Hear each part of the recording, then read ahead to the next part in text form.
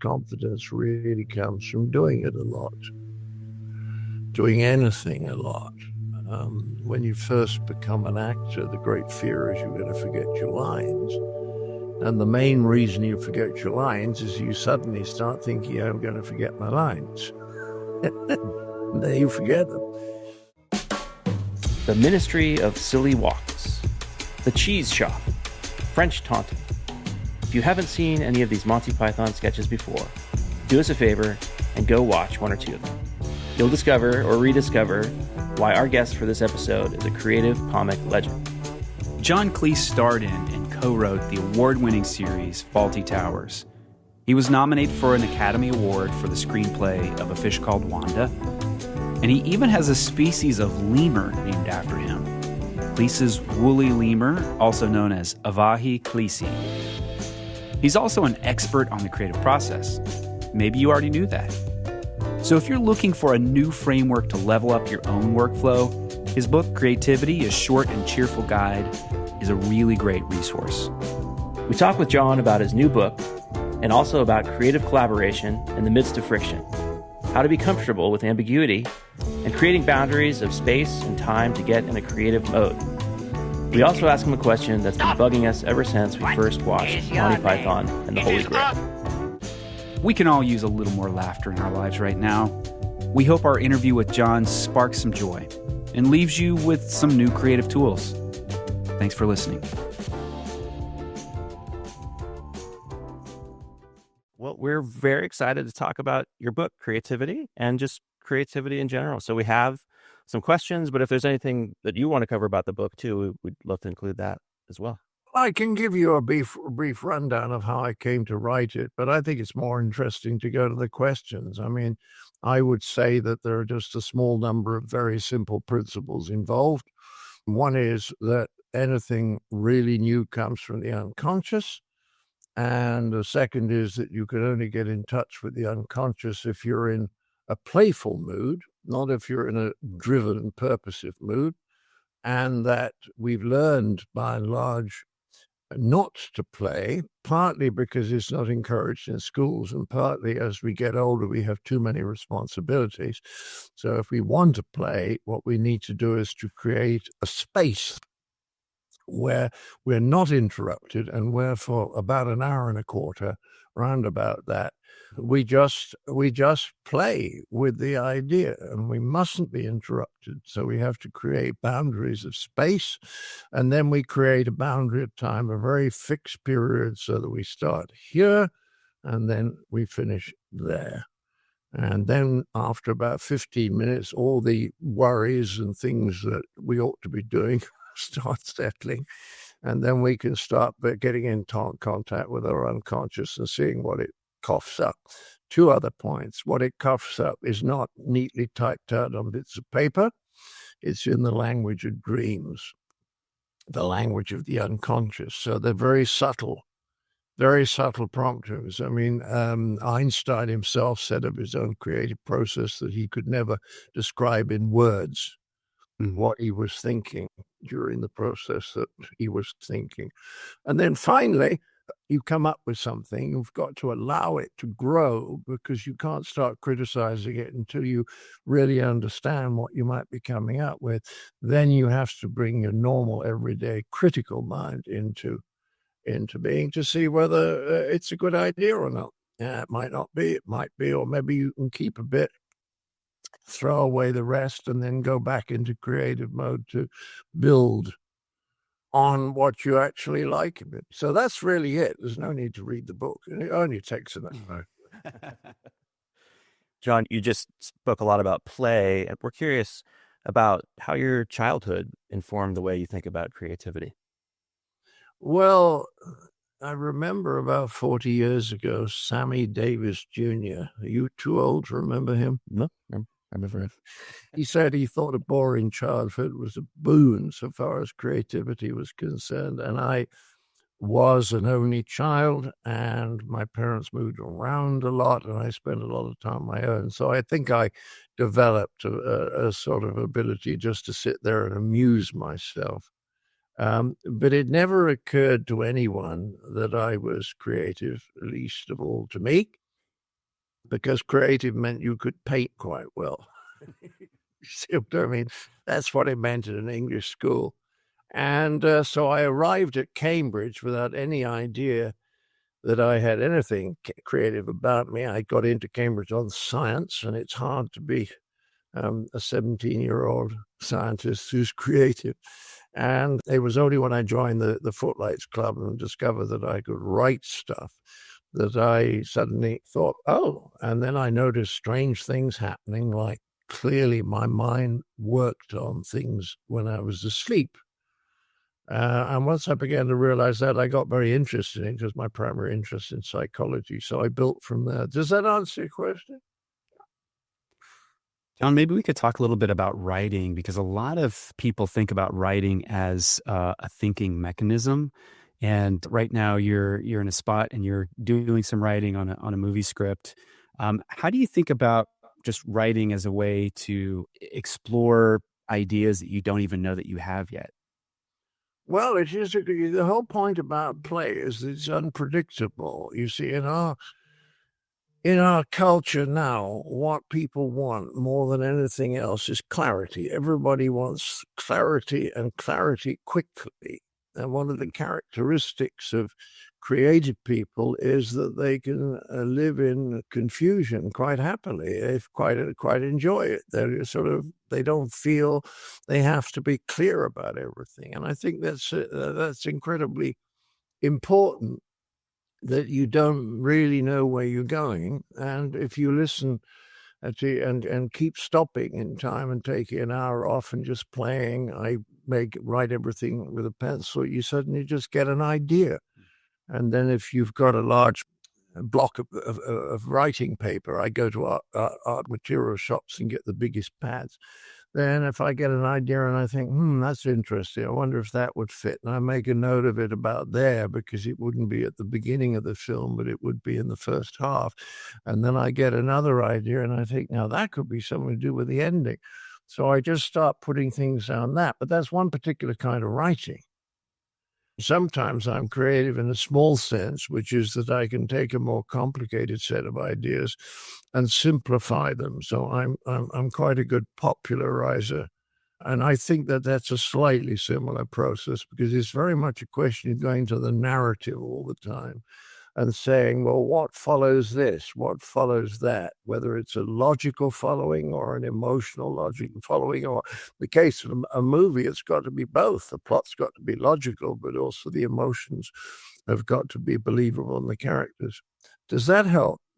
It does, yeah, absolutely. John, we're curious about creative collaboration, and famously with Monty Python, you had these wonderful collaborators, but I imagine it wasn't always a smooth process. So how do you go about collaborating with people that maybe you don't always get on with that well, or that you have some amount of friction with? Well, that's the problem, really. When you start writing with one other person, it's a little bit like dating. Because the first thing is you want to impress them. You don't want to say stupid things, so you edit stuff a lot. And until you kind of trust each other and realize you like each other and there's an acceptance, it's hard just to freewheel and be spontaneous. So that's one thought. Another thought I really learned by experience, and I can't quite explain it, is that if you have four people trying to write something at the same time, one of them will always not like what's just been suggested. So you can't make any progress for four people. Seems so random, but it's true. You can make progress with three. Three's okay, but I think in a way two's an ideal number for something like comedy in particular, which has got a kind of objective quality to it, because is it funny or is it not funny? You see what I mean? If you're writing a novel or something that's primarily about emotion rather than plot, then you might as well, you can do that on your own, particularly if it's an autobiography, if it's more personal. But when you're trying to make people laugh, it's very helpful to have a sounding board. And I work with Chapman a lot because he had extraordinary knack. It was very rare, which is if he thought something was funny, the audience would. So he was absolutely invaluable for the first 5 years.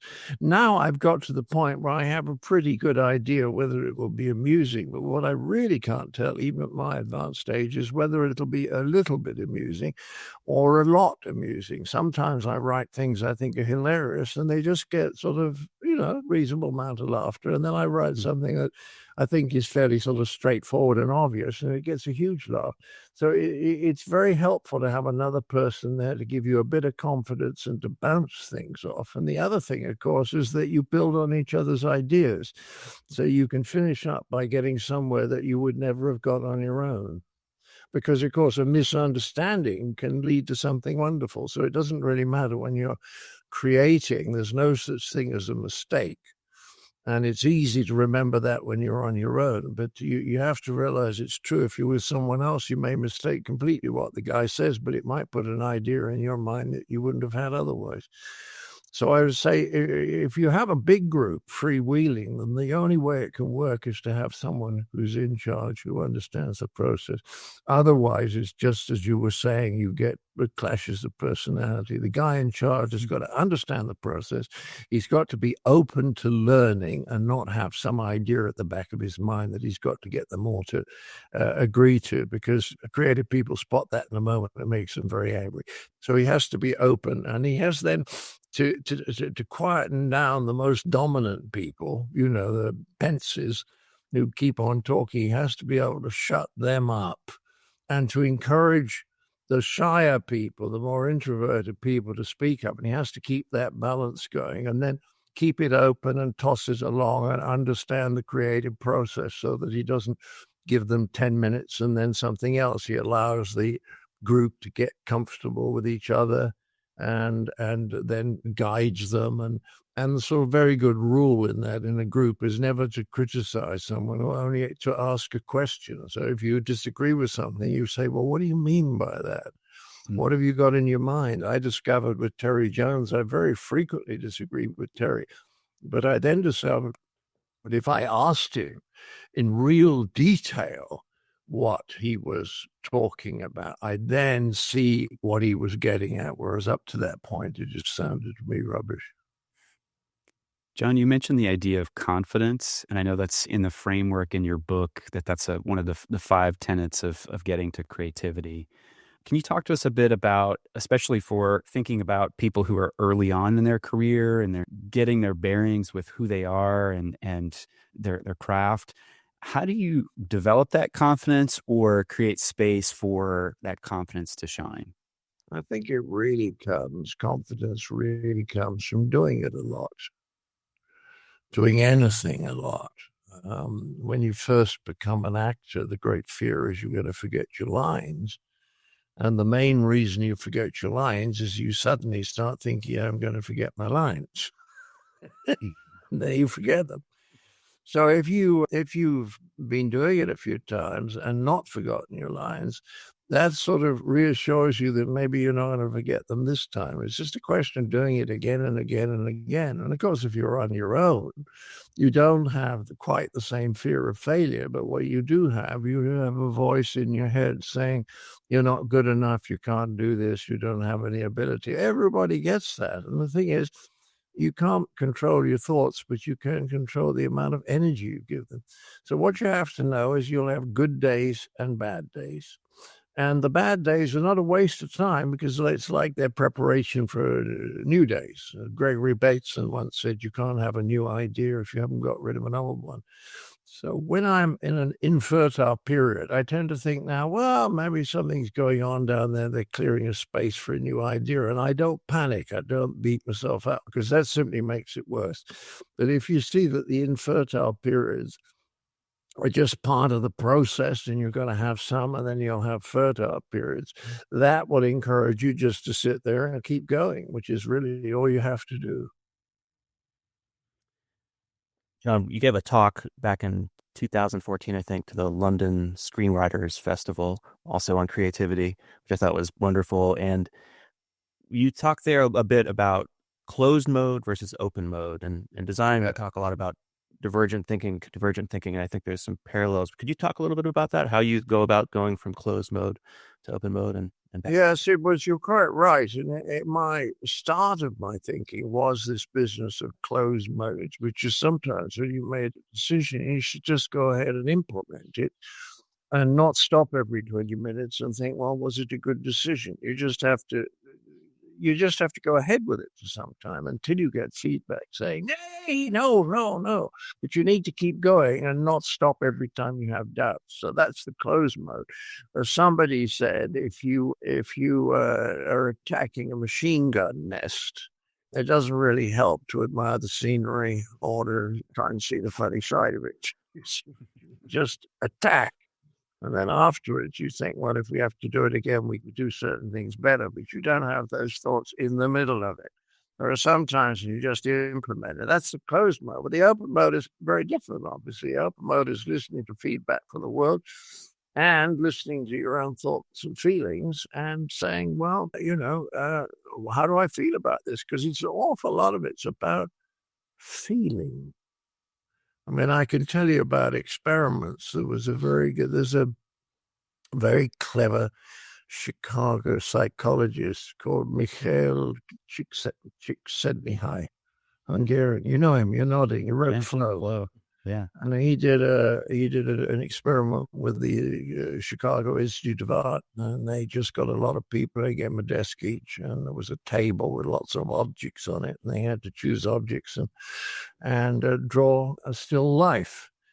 And you could see that the students just fell into two categories. There were people who would go straight up and very quickly would choose the piece and come back and do the arrangement and then start drawing it. And from very early on, you could see what the composition was going to be. And there were other people who behaved quite differently. They'd go up and instead of just choosing the objects, they'd pick them up and they'd almost toss them in the air or smell them or sort of feel them. And then they'd pick up another one. They'd take much longer to choose the original objects that they wanted, and then they bring them back to their desk. And again, they would take much longer to get the configuration right. In fact, they might take a couple of them back to the table and replace them with something else. And then after that, they would take longer to get going on the composition. They'd change it more often. And finally, they come up with something. And when they showed the two lots of work, because they did, they could sort of divide them into these two ways of approaching, they discovered that professional artists said all the good ones were the people who'd taken a long time to feel it out instead of the people who'd done it with the front of the mind. And later on, a follow-up study showed that the ones who'd done well in that test were the ones who were making a nice living out in the world doing creative things, and the other ones weren't.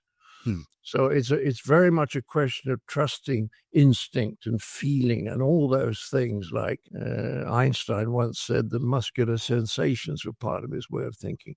So it's a question of getting into that feely side, which of course a lot of people are very uncomfortable with because they think it's unscientific. Well, if Einstein says that, and I think in the book I talk about Edison, don't I? Yeah, Edison, who had more patents than anyone else, he used to think he got his best idea somewhere between being very relaxed and dozing off. And he tried to be in that area, that psychological area, when he was looking for ideas. And he used to hold ball bearings in his right hand and put a metal plate on the floor. And if he dozed off, he'd drop the ball bearings, and it would wake him up, and he'd go back to that state between pure clarity and sleep.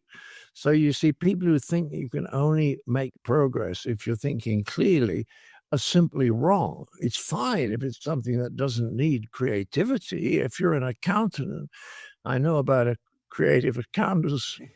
That's something else. Probably if you're an accountant, you know pretty much how much you can do with a day. So there's very little doubt. Whereas Claude Monet, was one of the greatest of all the Impressionists, as we know. At the age of 80, when he went out to paint, his hand used to shake of nerves because he wasn't sure if he could do it this day. And creative people can never be sure that it's going to happen today because you can't order your unconscious around. You have to just wait and coax it and be nice to it.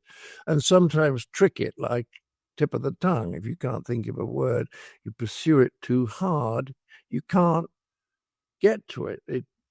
disappears, and then 5 minutes later, it's in your head. You see what I mean? So you can't control it and hit it with a stick. You have to know how to work with your unconscious. John, in your book, you've got this very lucid framework that guides people into understanding the creative process, and you talk a lot about how it's not a thing that we're born with. It's something that if we kind of understand this recipe, we can unpack that and go back to that creative space, that feeling space you just described. I wonder, it's the sort of thing that it takes a life and a career of experience and failure and success and everything in between to arrive at that final recipe.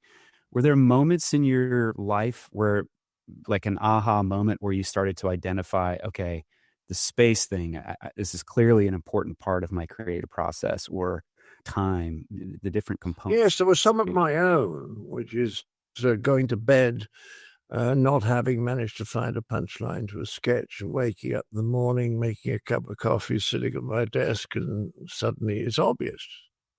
Hmm. And you think, what was the problem last night? Well, what's happened is your mind's been thinking about it when you were asleep. That was a huge discovery to me. And then I wrote a script with Chapman and lost it, and I knew he'd be cross with me, so I rewrote it from memory and then found the original. When I compared them, the rewritten one was much better. And yet I hadn't been trying to make it better. You see what I mean? I was just trying to remember it. So my mind must have been working on it. And then I came across some research by a fellow called McKinnon, who was particularly interested in professionals and especially architects. And he basically said he found that the creative architects were quite simply the ones who could play, because he asked creative architects and uncreative architects, though he didn't tell them why he was talking about what was the difference in their days. And it was just the creative ones could play, and they could also sit happily in the middle of confusion and not understanding what's going on in their mind. Whereas the uncreative ones had to have everything much clearer and reach decisions as soon as they could, because it made them feel so uncomfortable if they hadn't made the decision. Well, sometimes people say, well, that means you're indecisive. No, because when you have to make a decision is a real world question. It's 2:00 today or November. So make it then. Make it today or November. That's real world. You don't mess around with that. But once you know when you've got to make the decision, don't make it before then, because you obviously might get new information. But what's more important, creativity, is you may get new ideas. In the book, one bit of advice you give is to kill your darlings, which I think you said you learned from William Goldman. And can you talk a little bit about that? Yes, it was William Faulkner. Oh, William Faulkner. You have to correct it, but it's absolutely true. But it's much true. It's older writers can do that more easily. I've noticed that young writers get enormously attached to everything they've written, and they find it hard just to let it go. And old writers simply know, it's all right. That's not such a good idea. I'll come up with a better one. And that's a much healthier attitude. And the other great thing to do when you're trying to assess whether what you've written is any good is to get away from it from a time. Because I don't understand why, but if you get away from it, when you come back to it, there's a real clarity about what works and what doesn't work. John, you've got a birthday coming up. Yes. 81. How about that? Yeah. And I find that birthdays are always a great time to just take stock of where you've been and what you've been up to. And, just observing your career and your life, you've brought lasting joy to so many people around the world for a long time. I know it's true, and I'm very happy about it. I used to deny it when I was younger. I thought, well, I'm just a comic. But what you realize is that humor is very important. It makes people feel better. And, of course, a really good sense of humor is a sense of perspective, which is what I think notably the woke people don't have. Yeah. Yeah, I mentioned to my children this morning, I was talking to Nearly Headless Nick, and they got a big kick out of that. But I wonder, just reflecting on your career and your life, what are you most proud of? What do you feel like this, not necessarily the career highlight, but the thing that you personally feel the most proud of? Nothing in particular. I mean, I know I've done 3 or 4 very good things. Fawlty Towers, Holy Grail, the best of the Python films, A Fish Called Wanda. And I was very, very happy with my autobiography. Sometimes when you set out, you achieve what you wanted to. Mostly you don't. So those are the things that stand out. But what has always mattered to me more than anything else is the sense of what is the meaning of life. And I've always felt that we don't live just in a materialist, reductionist universe. So I have a lot of interest in psi phenomena, and that's something that I would love, before I die, to do programs about. I've been talking about recently. John, I have one final quick question before we let you go. What's the airspeed velocity of a laden swallow? 32.4 kilometers a second. Thanks so much, John. It's fantastic having you here. You made my childhood. Listen, you don't have to get rid of me yet. I do have another one to do in about 8 minutes. But if you'd like to go on and go to anything else, I'm very happy, because I love this subject. Okay. And I think it's really helpful to people to realize that although they emerge from school assuming that they're not creative, it's just because the schooling system doesn't bully it out of us. It just doesn't reward any signs of creativity. I tell a story. When I was about 16, my English teacher told the form to write an essay about time. And I wrote the whole essay about the fact that I didn't have time to write the essay. I apologized at the end of it. Now, that always makes people smile. That's kind of neat. But, the teacher said, this isn't a proper essay, please. So it's not that he was angry with me. He just says, no, this doesn't count. This doesn't count. So that little creative sparks, I think, are often not recognized by teachers for the simple reason the teachers aren't themselves very playful or very creative. And how can you see it in someone else if you don't have it yourself? So I think that's why. There's two. That's one reason. And the other is that as you grow up, you have more responsibilities, and play has to be separate from everyday life. You also speak about how creative people need to be comfortable with a certain amount of ambiguity. How do you develop that?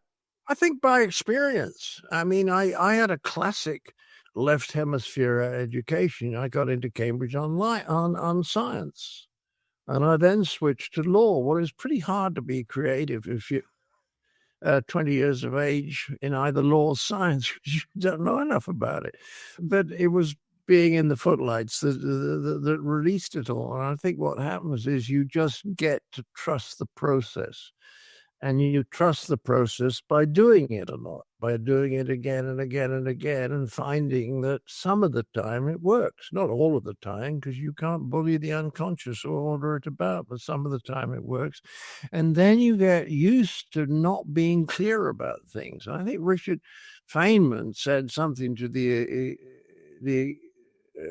effect that he said, I'd rather live in a pleasant state of doubt about most things than be certain about a whole lot of things that I know perfectly well I can't be certain about.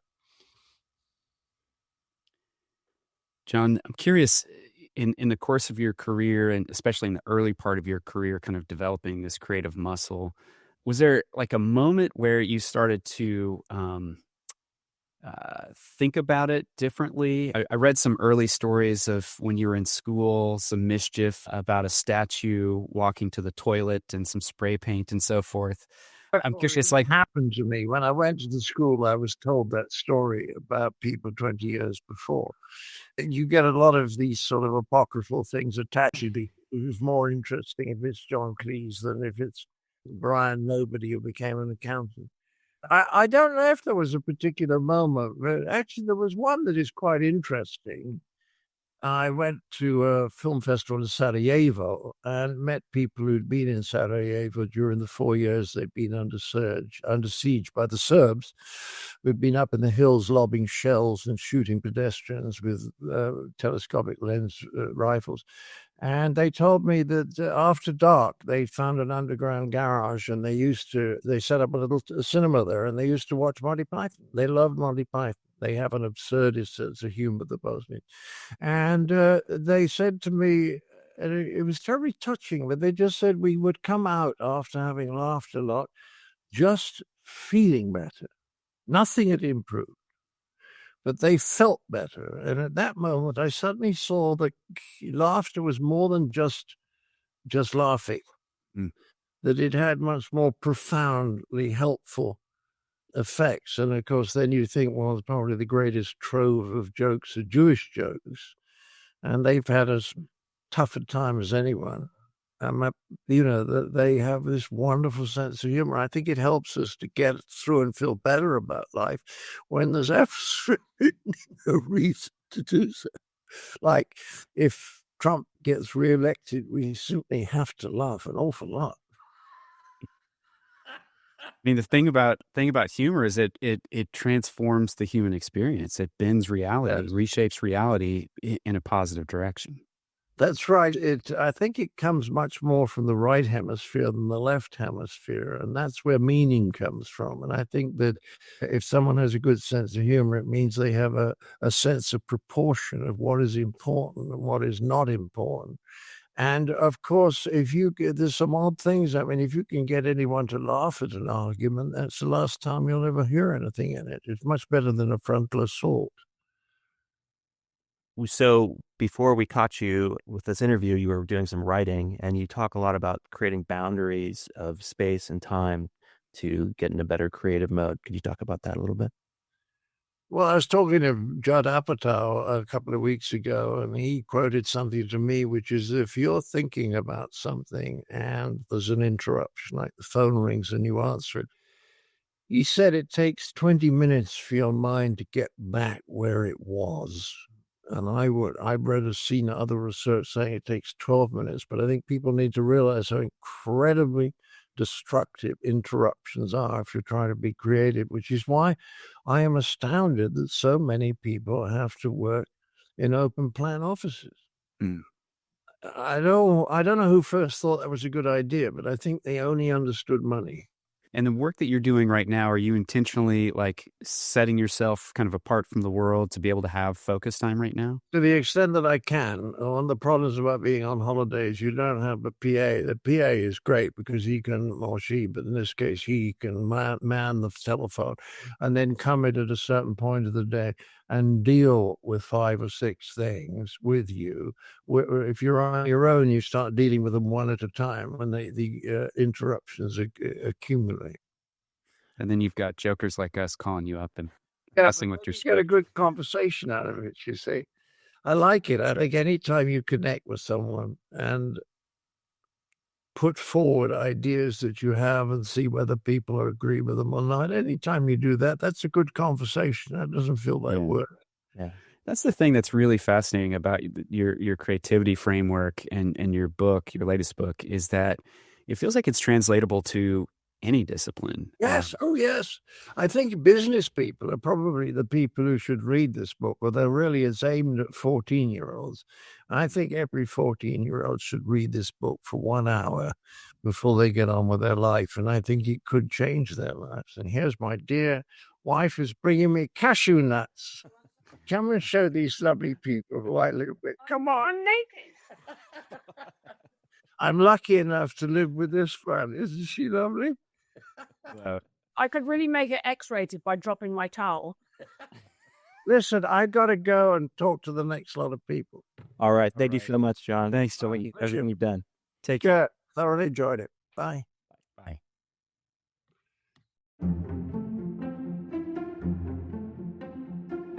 This episode was produced by Eli Woolery and me, Aaron Walter, with engineering and production support from Brian Paik of Pacific Audio.